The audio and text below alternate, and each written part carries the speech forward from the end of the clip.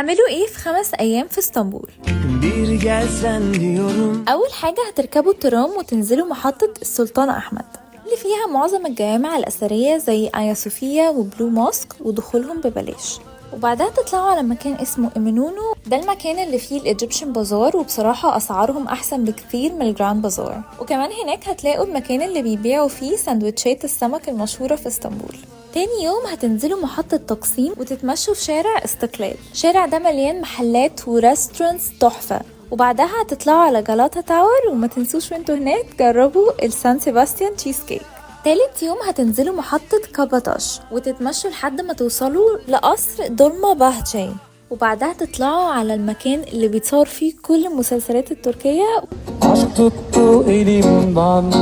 وهي منطقة بابك. رابع يوم هتروحوا منطقة أورتوكوي، وهناك هتلاقوا الشارع المعروف بالكومبير والوافل. متنسوش